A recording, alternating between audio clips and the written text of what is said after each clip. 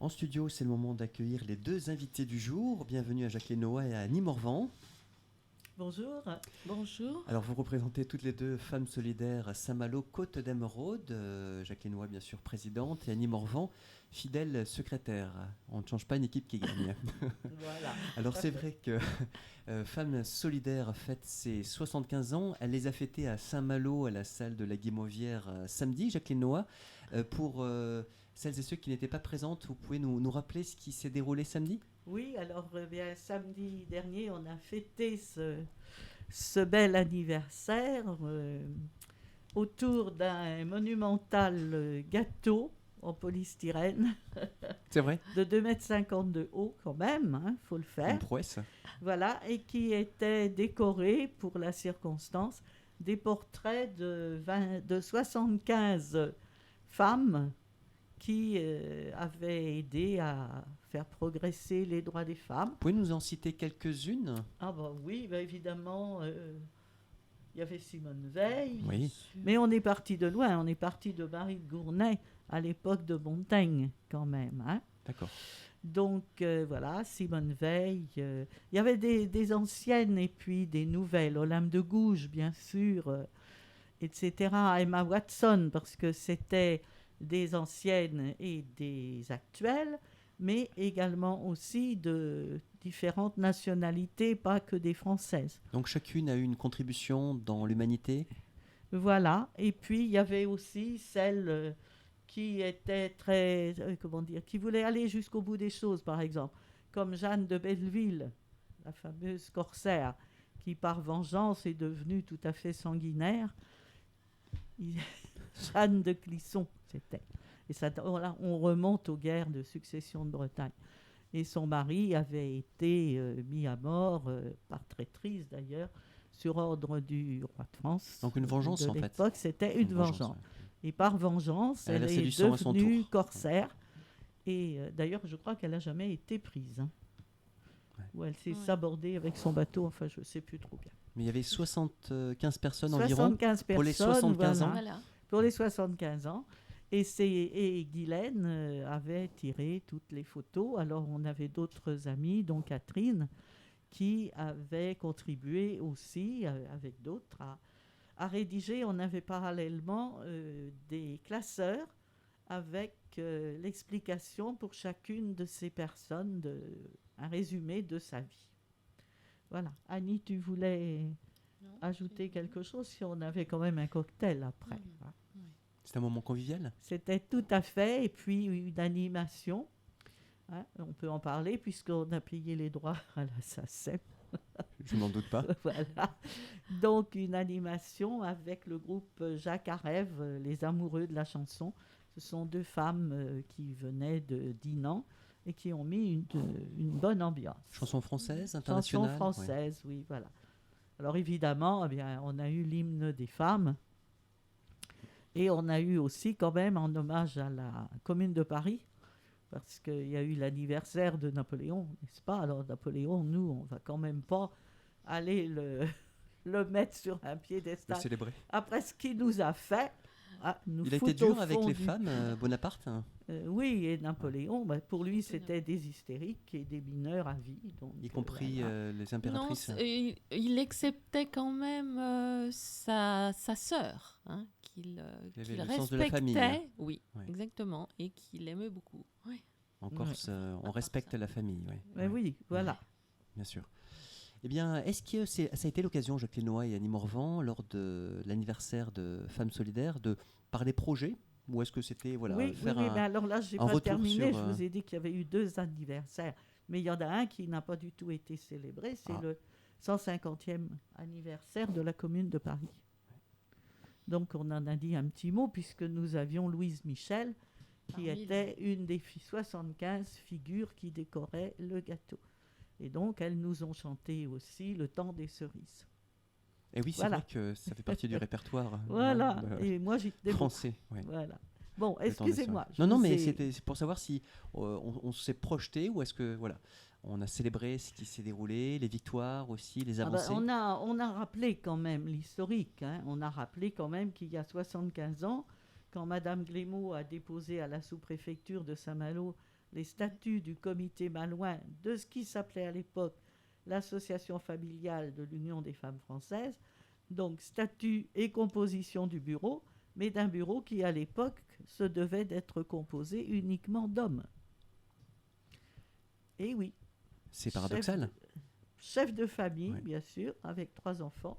Il faut remettre dans le contexte culturel de l'époque, c'est ça? Oui, oui. Les femmes n'avaient pas encore acquis le droit, donc elles avaient tout juste acquis le droit de vote, mais elles n'avaient pas encore acquis le droit de faire partie de conseils d'administration, d'être présidente d'association, ni même membre d'un bureau.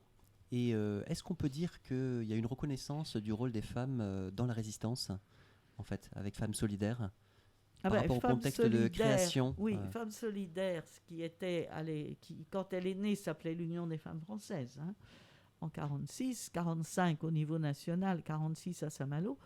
Eh bien, l'Union des femmes françaises était des comités féminins de la résistance. Oui, parce que souvent le mari était parti, ou alors il y a eu des déportations aussi. Il y a le rôle de la femme qui est restée à la maison avec les enfants. Oui, mais il y a eu beaucoup de femmes qui ont fait de la résistance. Qui sont engagées, parties dans le maquis, oui, vous voulez dire. Oui. On avait d'ailleurs fait une très bonne conférence avec Isabelle Le Boulanger. Je vais laisser Annie vous en dire un mot. Elle a écrit un bouquin bretonne. Sur les femmes, les bretonnes résistantes, qui ont été parfaitement oubliées, effectivement.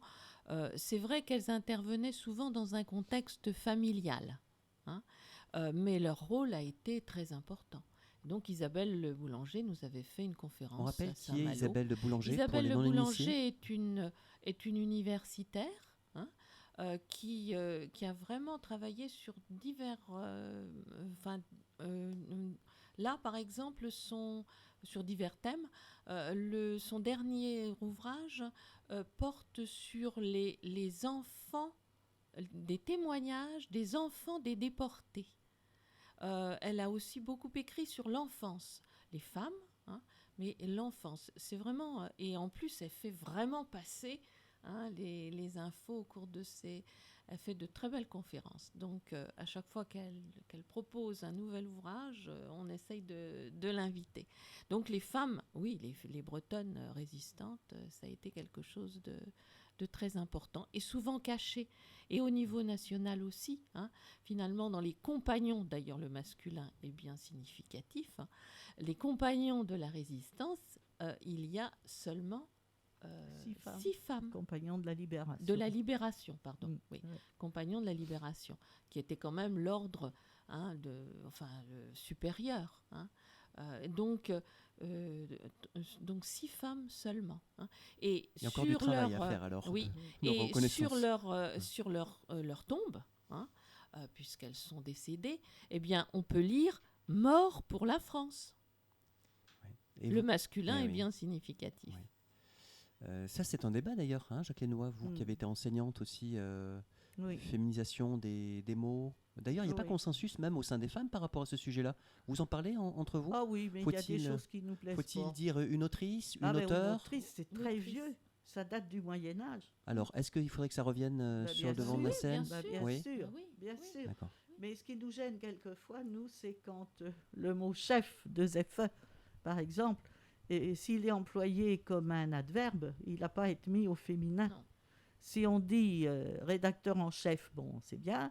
Rédactrice en chef, il n'y a pas de raison de mettre 2 FE à chef, puisque ça n'est pas... voilà. Donc on va dire intelligemment, oui, c'est ça, et avec bon sens. Chef de projet, Madame Intel, chef de projet, qu'on mette 2 FE, on est tout à fait d'accord là-dessus. Ouais. Il ne faut pas bouleverser la grammaire de la langue, On est aussi pour le respect de la langue française. C'est dit. Annie Morvan, je me suis laissé dire que vous souhaitez nous parler d'intervention Femmes Solidaires à l'international. Parce que Jacqueline Noix me disait, avant que nous prenions l'antenne, que la dernière conférence des droits des femmes était à Pékin en 1996. Ça remonte quand même. Oui, c'est fin des années 90 et il n'y en a pas eu d'autres depuis. Oui, effectivement, dans notre histoire... Jacqueline l'a rappelé lors de son discours des 75 ans, l'UFF et puis ensuite donc les Femmes Solidaires ont été toujours du côté des femmes dans une optique d'universalité, hein, des droits des femmes et de défense de la paix, hein, contre la guerre du Vietnam, pour l'indépendance de l'Algérie, aux côtés des femmes algériennes, hein, pendant la décennie noire, hein. Nous avons toujours été aux côtés du combat, du côté des femmes dans leur combat. Alors, un exemple, par exemple, en Afrique, on est déjà venu ici parler, hein, de notre travail auprès des femmes Afar en Éthiopie. Hein. Vous savez aussi sans doute qu'en ce moment se déroule là-bas une guerre terrible dont il n'est pas beaucoup question. Hein.